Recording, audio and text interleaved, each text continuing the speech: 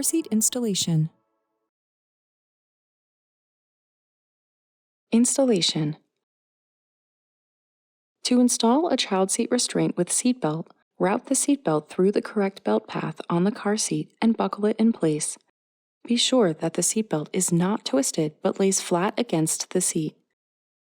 Once you have the seatbelt as tight as you can get it, slowly pull the top of the shoulder belt out as far as it will go from where it is attached to the car, and switch it into the locked mode and feed the excess webbing back. In the locked mode, you are unable to pull the shoulder strap out again.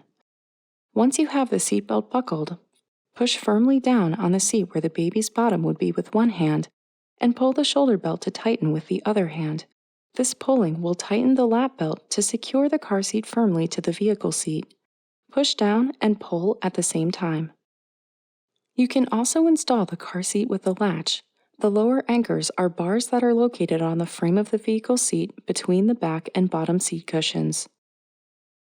Oftentimes, they are marked with the lower anchorage connector symbol, but not always. To install, route the lower anchor strap from the car seat through the correct belt path and attach the connectors to the bars. The hook should be facing down when connected. Once the anchors are connected without any twists, push down on the car seat and pull firmly on the access strap to tighten the seat in place. It is extremely important to make sure to follow the car seat manufacturer's guidelines to ensure the correct recline of your rear-facing seat, which is between 30 and 45 degrees. This is indicated by either a line or bubble indicator on your seat. An infant's head is much bigger in proportion to the rest of their body, so when they fall asleep, their head can flop forward and affect their breathing. If their head falls too far forward, it could block their airway altogether and they would not be able to breathe. When installed correctly using either the seatbelt or latch, the car seat will move less than 1 inch from side to side or front to back at the seatbelt path. If installing a rear-facing car seat, once you secure the child restraint in the vehicle, the back of the car seat should not touch the back of the driver or front passenger seats. You should be able to fit your hand between the two. When installing a forward-facing car seat, the top tether strap should always be used, regardless of whether using the lower anchors or seatbelt. Connect the tether hook to the tether anchor in the car, and like the lower anchors, pull to tighten.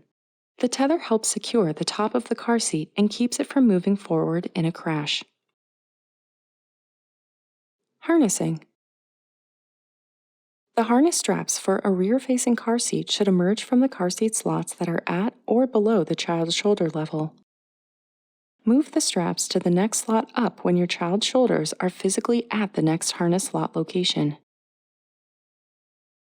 When the child is forward-facing, the strap should be at or above the shoulders. You should not be able to pinch any extra harness strap once you've adjusted it for your baby. If you can fold the strap in half at the shoulder, you need to tighten it. Once the harness straps are snug, the harness clip should be placed at armpit level. Keep the straps clean, flat, and untwisted. Airbags. Never place a rear-facing car seat in front of an active airbag. Airbags come out at speeds of up to 200 miles per hour. If they hit the back of the car seat in a crash, it could kill a baby or cause severe brain damage. So never put a rear-facing car seat in front of an active airbag location. Airbags are designed to protect an adult-sized person and would be overpowering for a child. Children are safer sitting in the back seat until they are a teenager. Thank you for watching this video on keeping babies safe.